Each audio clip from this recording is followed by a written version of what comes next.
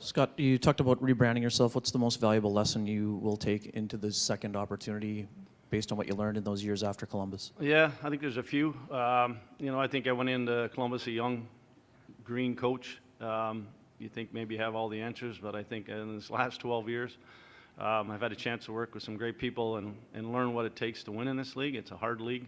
I think that, there's whether it's, relationships with players, how I work with management, whether it's how I deal with the media.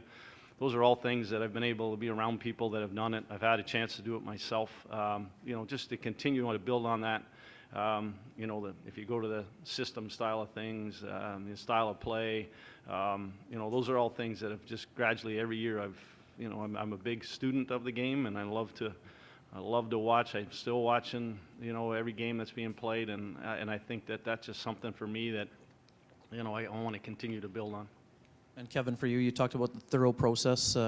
What can you tell us about how many people you spoke to and what pushed Scott to the top of the pile here?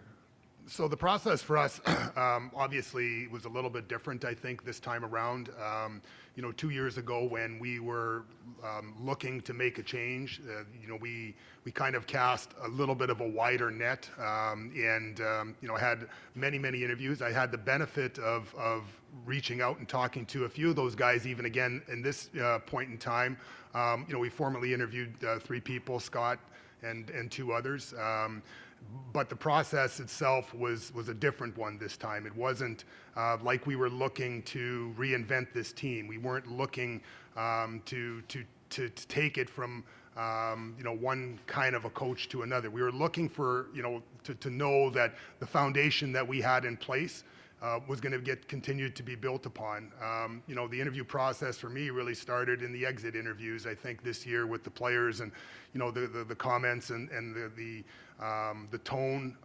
Some players were very open about who they would like to take over in case Bones did decide to go in a different direction. So again, those things were very helpful and very thing. But for me, obviously the outside candidates, it takes a little while for both sides to get to know each other. But the most in-depth interview I think that we had in this process was with Scott. We sat almost for an entire day talking about just everything. It was just about the evolution of the team, the evolution of himself. He showed a lot of vulnerability and opened up a lot about the Columbus experience and just where he's grown, who's been most influential. But the most important part was of that process was that he came in with a plan for almost every single player. And it was clear right then and there that Arnie was not only thoughtful about the X's and O's and about the organization, but he had a chance to be a guy that could exact some change in some of these players because he's been with them, he's grown, he's built that relationship, he's had hard conversations with them, he's over 25 games over the period of 2 years, he's led them, and again, it was that confidence and that I think really helped us, and I think hopefully helped him, understand where it was. Arnie interviewed very well 2 years ago, and it was a very tough conversation, for us to have at that point in time when we didn't, make him, the head coach at that point. But I felt our team needed a little bit more of a experienced, guided hand in Bones. But it was a real important that we had, Arnie by his side at that time because, we knew. At some point in time, obviously, that Bones' career was going to take a different direction. But that being said, there was never anything promised to Scott, and he's sitting here today because he's earned this opportunity. This question is for Scott. Chevy just talked about all of the plans that you had, and when I talk to fans, they sort of, the big curiosity is what's going to change and what's going to stay the same, because status quo involves 52 wins, 110 points, a Jennings Trophy. It also involves first-round exits, like you said. So what are the core elements of the team's identity, whether it's 5-on-5, whether it's special teams you want to keep, and what are the ones you need to transform? Yeah, I think that when I sit back and you think about what are the next steps. For me, we've built first of all, if you go to sort of our style of play, we've got something that our players are believing in. They realize, excuse me, how we play right now, 5-on-5, is something that'll garner success. We have players that, that took a lot of, criticism over the last couple of years who have really stepped up. And I just look at like Mark Scheifele and KC, who really bought into how we're playing, and they realize now that we're not cutting away anything from their offense, and they are buying into how we play without the puck. And I know I've said it often about, how hard we have to work to get the puck back from people, and that isn't just in our end of the rink. And everybody did a great job over the last 2 years of getting on board on that. And so that part of it, I do have some ideas, thoughts, maybe won't share them today, but when it comes to some offensive things, some forechecks, whatever it might be, those are some things when I get obviously a coaching staff, we'll go over that this summer. We'll watch some of what's going on with some of the top teams right now and kind of see, we can kind of pick and sort of look at things that maybe might be something that you want to throw into your style of play. Specialty teams for me is a huge thing. I'll start with the penalty kill. It was for me, 2 years ago coming in here, we had great success. We took a group that was near the bottom and brought it up. Took a big step back, and I'll take a lot of the responsibility for that. But that's an area for me that it's as much as at times PK changes around the league, power plays change, and you can see it's going on right now in the playoffs, where Carolina was #1 in the league and they gave up 4 goals one night. Last night again, Rangers were doing so good and Florida gets 2. It's just it's a thing that you have to stay on top of, and I do believe that I'm going to have to do some digging, and there's changes that you have to make. You can't stay still. You got to move forward. Our power play as well, it has to get better. These things have to be a constant where the top teams, like I mentioned earlier about our 52 wins and being an elite team, those top teams all have real good specialty teams, and it helps you win games when you're not on all the time, and it helps you win games in December or January. And so that's an area for me that I'm going to take a lot of pride in, and I'm going to make sure that I'm also involved in, and really look into dive deep into that area. And sort of following up on that, in the heat of following the Colorado loss, there was sort of this sense that, okay, they had figured some things out. They had tweaked their forecheck. There had been some data-informed reason why they had changed, and they had spoken to that in media and things to that effect. As you guys push forward, is the improvements when you talk about offensively or countering that, can that come from a data deep dive? Is that from video? How do you close that gap? Because it really did seem like there had been one. Yeah, I actually talked to their coaches after our series, and they kind of did a self-check after Dallas beat them, we beat them, and then they lost to Vegas right near the end of the year. They felt there were 3 big teams that they weren't at, and so they did make some changes. But at the end of the day, for me, when it comes to those things, I came from Washington prior to this, and there was a big push on the analytics, and analytics is really starting to go here in the last 5 or 6 years, and it really is. And I know that you had mentioned about Colorado. It is part of it, and it is something that that I like to look at. I think it's something that as an organization we have to all be together on. It's something that how you present it to the players. Obviously, if you're going to go down that road, you got to be careful because they have their own analytics and they can find information as well. You can make somebody look really good or something really bad in sort of all the same kind of areas. So it is something that I'd like to put forward. I think as an organization, we've talked about having a summit this summer, getting on board as an organization in that area and moving that a little bit forward. We do have players that are interested in it, so it'll be something that we'll look to.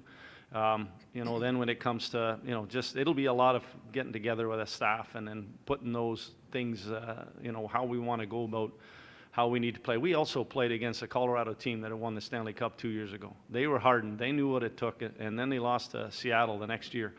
That team that we ran into had some experience. They had a couple of elite players that played an elite game or elite series, and that's the area we're striving to get to. They've got a cup. They've just recently. So we've got a tough division. Obviously the West is real tough. We got to eliminate 8 teams every year just to give ourselves a chance to play in those Stanley Cup playoffs. So there's lots of things we need to build on this summer. Scott, you said you've been watching the playoffs so far. What's the missing piece then right now that'll merge between your team and these teams that are fighting for a cup right now? Well, it's, you know what, it's interesting. I've talked to a bunch of the players, heard a lot from a lot of guys, just especially in this last weekend. But I talked to a bunch last week, and their comments about the compete, how hard these guys are battling and what guys are doing. You know, man, I wish I could have, you know, done this a little bit more or that a little bit more. It's like I said earlier, it's that 5 to 10% better. It's going to take it in the regular season, but it's also going to take it. We're going to have to go that way in the playoffs. It's coaches pushing players. It's players pushing players. You know, it's just kind of that mindset. It's, you know, every player talks about it after you win. It's that commitment that, you know, it goes to another level. I think that in NHL right now, there's 3 seasons. It's that, you know, the start of training camp to, you know, the All-Star break. It's kind of all the teams are kind of jockeying. Maybe some young teams are showing some improvement. Maybe you know, there might be some teams trying to get in. But then the second half is really when the games change. The veterans teams or the top teams really start to, you know, exude their game and take it to another level. And then the playoffs is another whole season. And I think that's the step for us that we are missing. And that's part of what, hopefully over the course of the season, through my coaching, our coaching, through what we do every day, whether it's practice or games, that builds towards that product that we, or that style of play that we have to play in the playoffs.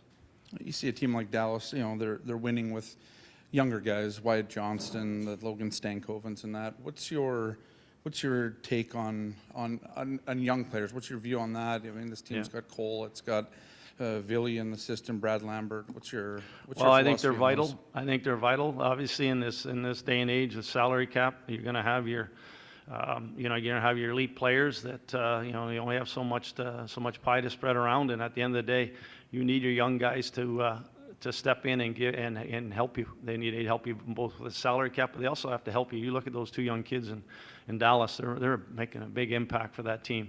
But the other side of it as well, those players have to be ready. You can't just throw young guys into situations and hope that they'd have success. We want these guys to be Winnipeg Jets for years. We don't want it just to be one and done, or 1 or 2 years and they're out.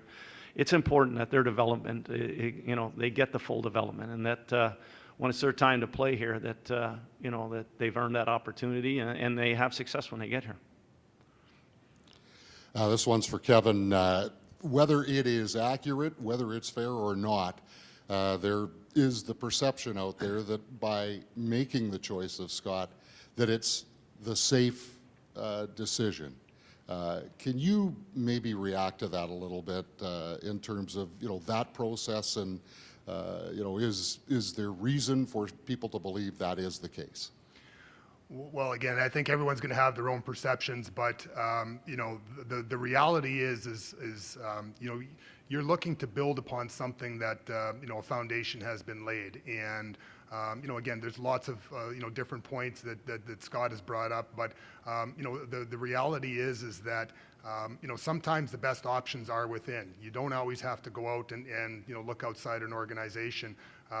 What we did 2 years ago was make sure that you know, we had, you know, one of the best people outside of head coaching in the National Hockey League as part of our staff, and I think if we don't make that choice, or we don't have that opportunity, we probably don't have the success that we had last year, you know, in the Jennings and the 52 wins.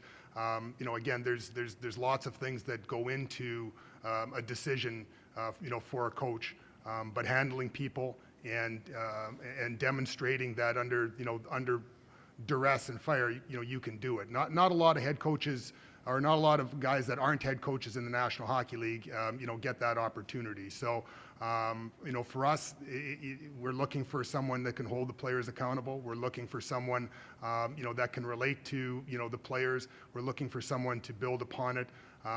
You know, I can go on and on. All the signs point to Scott, you know, when there. But again, if the status quo of 52 wins is there, I'll be pretty darn happy.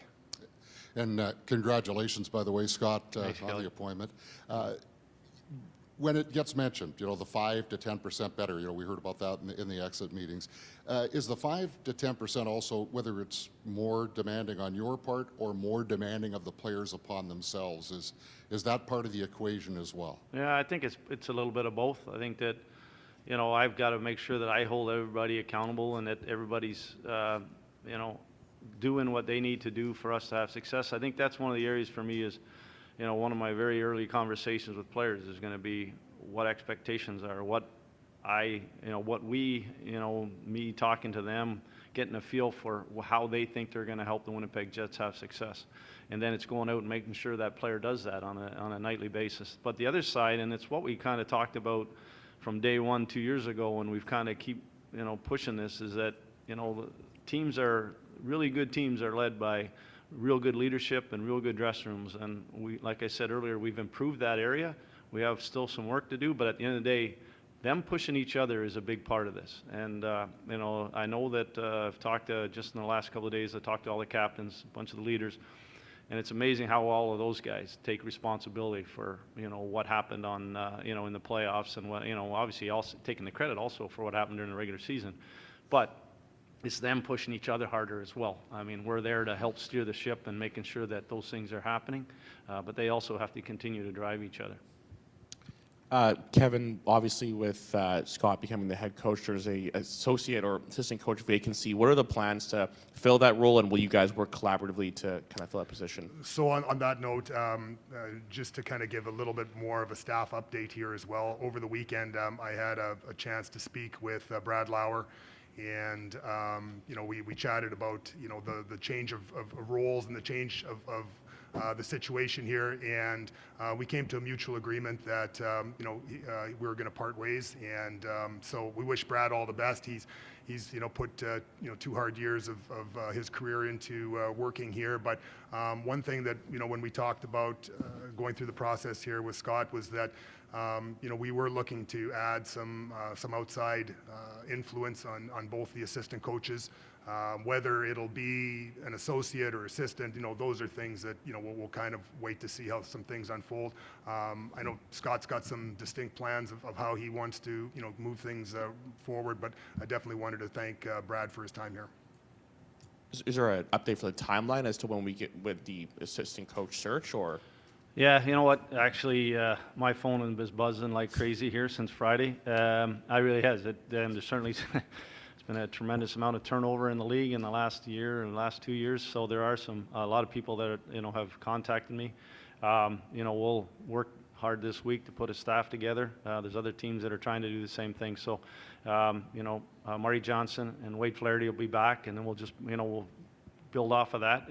Like I said, I'll you know, start the process probably as soon as I get out of here and start talking to some people. Like I said, there's lots of interest, and I think people recognize that we have a really good situation here and a real good hockey club. Scott, congratulations. Just continuing on that trend, will there be something specific you're looking for? You mentioned special teams. Will you be looking for someone that maybe has a background in whether it's power play, penalty kill, and what about the value of maybe experience? There's obviously a lot of experienced guys out there. Yeah. Some we've heard have interviewed for head coaching jobs and haven't got it. Obviously with Rick moving on, you've lost a lot of experience kind of within that room. Yeah, for sure. You know, I'm going to be wide open for everything. You know, there's experiences, you know, certainly important that, you know, that I'm going to need somebody to run the power play, obviously somebody to pick up the defense and probably the penalty kill. But I'm open to everything. I've got some really interesting text message emails from some young coaches, some guys that I've heard about. I've gotten names from management. I've got some names from some other coaches that are recommending people as well. So I think that I'm not going to be closed-minded on any of that. I want to talk to all these guys. I want to kind of see who's out there and, you know, what they bring to the table, and whether that's young or experienced, I'm gonna look at it all. And then just to follow up on something you mentioned earlier, I think you called it a summer summit. Can you just give us a little more details on what that plan involves? This is regarding analytics and kind of a deeper dive, I guess, into the organizational use of them. Yeah, well, we had talked about it last week. Excuse me. It's such a big part of the game, and you know, how you can use it. But the biggest thing for analytics for me is getting ahead of the curve. It's easy to grab your analytics after when things are bad and saying this is, well, you're terrible in this area, you're terrible in that. For us, it's to find some of those things. It's to kind of find the areas, obviously, that you're good at, continue to build on, but find trends from around the league. You know, look at the top teams, see where they're at in certain areas. Why do they have success on a yearly basis? Maybe why do they have success in the playoffs? And we're going to have, you know, we're going to talk some different people that are going to present some things to us. As a staff, it was just the one thing, and it wasn't exactly mine in the sense of it, but I would like a little bit more togetherness as an organization. I think that we can share together. And like I said, the goal ultimately is to try to get some of this information to the players. But like I said, you got to be careful on how much is going out there. But yeah, no, we're looking together to get together as a group. We'll do it a little bit later on when things kind of settle after the draft. But hopefully that you know, we can have a real meaningful meaningful meetings that kind of push us forward. Just like to piggyback on that thought, Scott, with you, Chevy, with respect to, is it an analytics department? I mean, like, what is the existing structure, yeah. and how is that going to evolve in this regard? So we have an analytics department that you know, we've had for you know, for several years with various different people in it with different skill sets, from whether it's, you know, writing computer programs or, you know, the analysis.